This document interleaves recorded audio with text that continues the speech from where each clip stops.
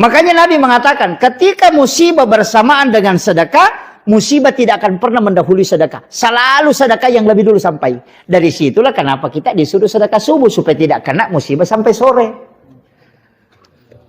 Itu kuncinya, Pak. Jadi makanya kan orang bilang, pilih saja sampai dulu. Tidak, sedekah itu mesti dahulukan. Makanya kan dalam konsep agama ini ada kan namanya kesinambungan. Kalau orang sedekah subuh, niat besok lagi sedekah subuh, itu kan namanya wirid. Orang itu jalan terus pahalanya walaupun meninggal. Karena dia sudah berniat melakukan kebaikan selamanya.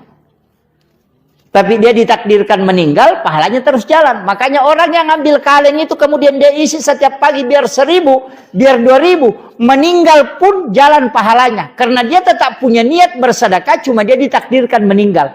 Pahalanya terus jalan. Karena orang yang berniat melakukan kebaikan, pahalanya tercatat terus.